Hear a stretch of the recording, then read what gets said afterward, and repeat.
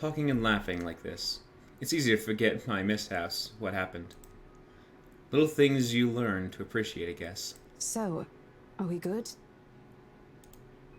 I'm still not okay with it, but Rose has a point. Is it better for me to step out of this one for now? I won't be able to help you anyways if I keep getting distracted like this. Maybe I'll just take a walk outside or something while I wait for you to wrap things up. Please, just stay put. I insist. I'm not an invalid, Rose. You clearly have not seen how you looked earlier. It's not that bad. Color hasn't even returned to your cheeks yet. Just stay here, all right? Don't even think of going anywhere. Let me finish what I'm doing here, and then I'll take you back to Luxembourg myself to have that minor bump checked. Yeah, it's a little minor. It's a little hill. It's a molehill. So don't make a mountain out of it, okay? At least wait for me to call someone who will fetch you, okay? She's gone before I can voice one word of complaint. Left with nothing else to do, I find myself drifting back to the foyer. Whee! A few visitors linger in the area, some merely enjoying the afternoon sunlight streaming through the stained glass windows. Others can be seen admiring the priceless antiques decorating the room. The group of elderlies, gathered some ways across from me, is occupied by a friendly banter about which one would cost more to buy. A little argument here, an occasional laughter and teasing there. I smile to myself. The conversation reminds me of what I've been missing these past few months. Rose is probably right. I do need a break. Maybe this afternoon's hangout will help. Speaking of, I should call Ash. It's a few hours from what I've told him, but he did ask for a call once I'm done. Besides, I don't have a ride back. He offered, so I might as well ask. Or bribe him into giving me one. Not that he'll ever accept the letter. The letter. No. He'll accept the latter. Personal and convictions and all. Honestly, if there's something I can find admirable in him, despite his tenacity, is to annoy the heck out of me. It's that. Well, whatever way works, a free ride is still a free ride. There's Rose's offer too, but despite what she says, I know she'll be busy for the rest of this afternoon, especially without me assisting. Bothering her for a favor as small as this is the last thing I want to do right now. A couple of minutes and a few prayers, asking for a decent signal later. The call finally connects and... Shit! Bob Ash from Deluxe City. Baggers, watch out. Can't beat me. Looking for trouble? Better not lie. I'm a cool dude. Pretty fly for an Asian guy. Sup, Bob Ash from Deluxe City. What? Shit, how loud is this thing even? Just shush! A sharp ringing fills the entire hall, disrupting the pleasant quiet and the settling. Soon enough, heads and shush! I can't read properly. Heads beginning to turn and search the source, mine included. My eyes dart around the small crowd before zeroing in on a lone figure crouching behind the same group of old people checking out the decors a moment ago. Shh! He's facing away from me, fumbling with something in his hands. But I don't need to see his face to know whose back it is. Oh, I recognize that dumb parka anywhere. Without bothering to end the call, I marched towards him. After what happened today, I am really not in the mood to deal with this. Of all the times to... Ashton Frey! Okay, what the flip? Could that have been muffled a little bit more so it wasn't loud while I was trying to read?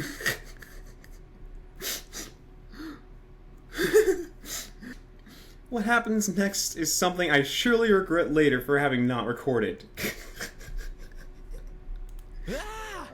He jumps, letting out an undignified yelp, followed by his phone slipping out from his grip. It bounces from one hand to the other in his poor attempt to catch it, before ultimately falling flat on the floor with a resounding clack.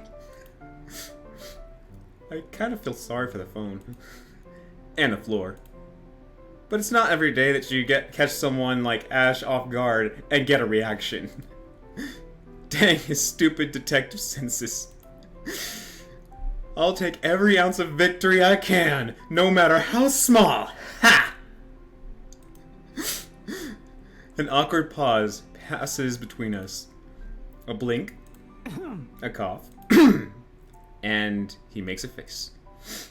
And then, in a too-quick motion, he ducks and retrieves his abused gadget while a grin threatens to break out from my lips. He doesn't meet my eyes when he straightens, but a flush has crept up his neck and cheeks. In another universe where we haven't known each other for 5 years and suffering through a teasing isn't a day-to-day occurrence. Chances are I find that adorable. Chances are that I find that adorable. I'm trying to read here. Endearing even. Unfortunately, this isn't that kind of world. The way things are, I'm already content to see him out of his obnoxiously calm and collected disposition. Hello to you too, scaredy cat. I could stand to be greeted like a normal person, you know. Oh yeah, sure. Hello, Ash. How you doing? What? And miss that look on your face? No way. Oh man, I should have taken a picture. I am so honored you find this funny. Is that how you treat your guests? I think I need to talk to your supervisor. Talk to yourself. You aren't even a guest here. What are you doing here in the first place? For a moment, he looks like a cat that swallowed a canary. Blah! Suddenly, checking every nook and cranny in his phone for any damages or scratches seems to be more interesting activity than explaining himself.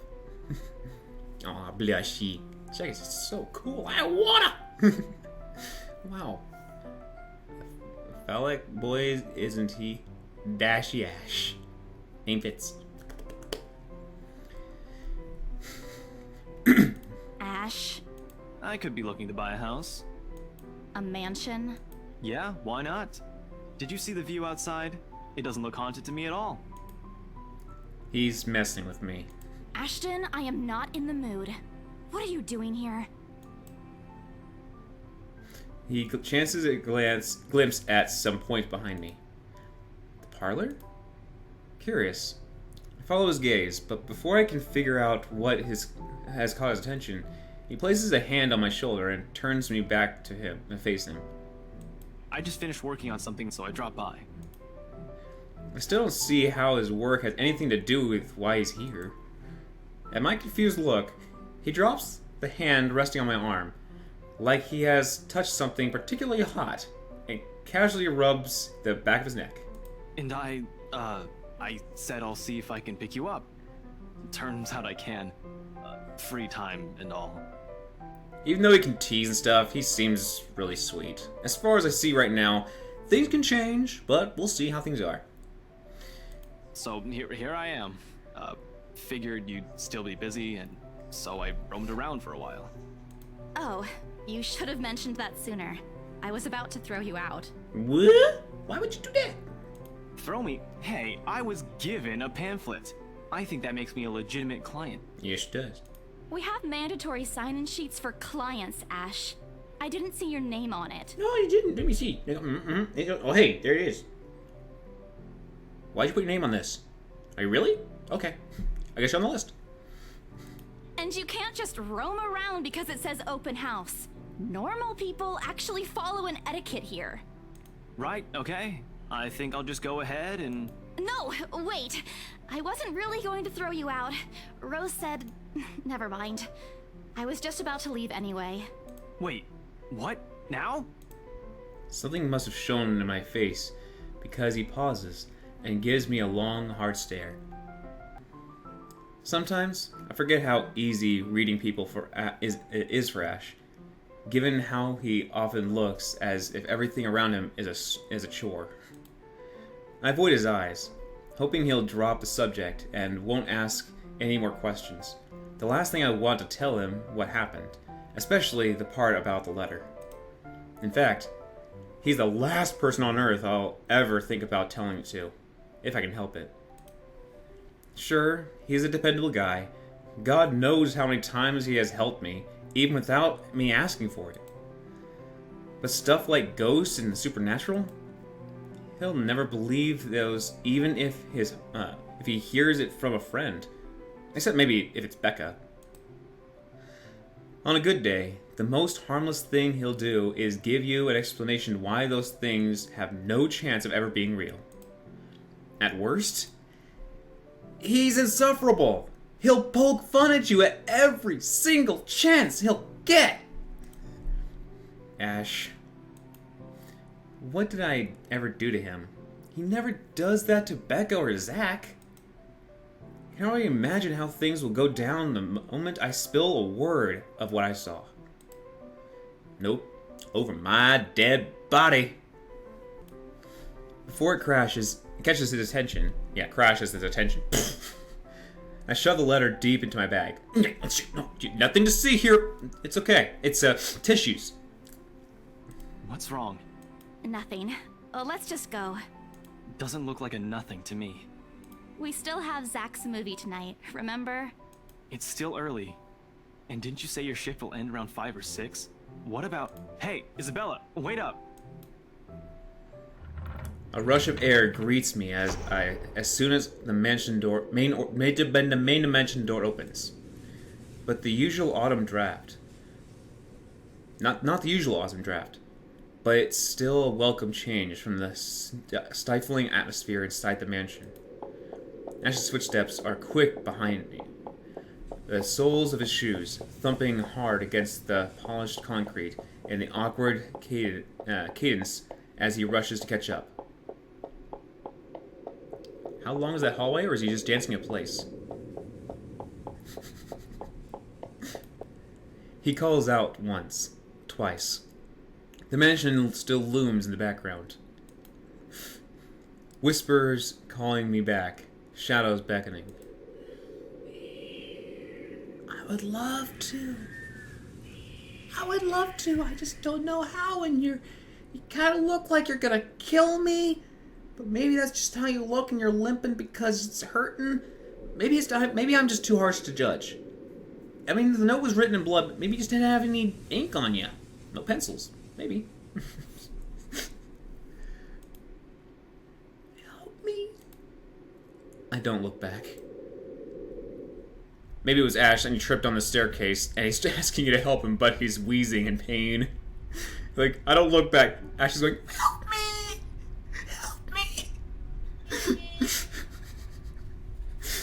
We spend the ride back to Luxborn City in a relatively quiet manner, with the only radio's disjointed hum in the background to fill the silence. Occasionally, Ash will reach out to fiddle with it until the signal settles or it's on a respectable volume, but otherwise, he doesn't say anything. Neither do I. However, if the furtive glances he's been sending my way are signs, I know there are things that he's been itching to ask since we left the mansion. I keep my eyes trained on the passing scenery outside, in the small hope that my disinterest will dissuade him. Here. All of a sudden, he tosses something at me from a small compartment on his side. It hits me clean on the chin before I can move to catch it. A small package makes a soft landing on my lap instead. Sorry. The glare I send him wipes a smirk about to form cleanly off his face. He clears his throat, focusing his eyes on the road again. I swear, he did that on purpose.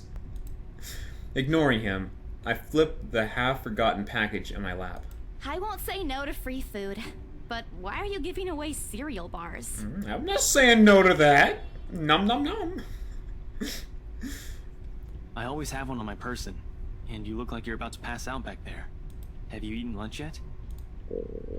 I don't even get a chance to deny it, because right on cue my stomach rumbles loudly, and an empty, gnawing feeling in my belly comes notable. Gimme! Gimme! Gimme! Nummy! Nummy! Nummy! No surprise there. I did skip breakfast and lunch, so I could catch Becca while she's on the break. I was hoping to get a small meal after. I guess with everything going on, I just forgot until Ash mentioned it. It's not like the hollow feeling's new to me, though. If anything, it's just one of those things I've gotten used to ignoring over the years, growing up. Thanks. Then I tear open the package and nibbling on the edge of the bar. Apart from acknowledging out nod, Ash doesn't say anything apart from a small exchange. For that, I'm thankful. After getting an earful from both Becca and Rose, it's nice to be able to just sit down with someone who's not going to nag at you. How'd the open house go? The usual. We got a bigger crowd than normal because of the property's fame, but really no different from the typical open house. On second thought, it actually looks like a fancy party more than an open house. I've never felt so underdressed in my life. Weren't you there? I wasn't really listening. I should have asked someone to kick you out. No, you won't. And what makes you so sure? One, ever since you got assigned to this property, you've been freaking out about it. Rebecca's words, not mine. She's been complaining to me about how you talked your ears off, by the way. Two, despite your initial qualms about the place, you still took the job. Which brings us to three. It's been months since you last settled a deal, and you're short on money right now since you're back to your instant noodle diet. How do you even know about the last one? It's not a secret. I'm your conscience, and I've been spreading the word. Everybody that passes by, I'm going, instant noodles. Rebecca. Anyhow, you're hell-bent on selling the mansion. Even if someone you know personally is in the tour group, you aren't going to just kick them out. Every single person who went on your open house is still a prospective client to you. Even me. He's not entirely wrong.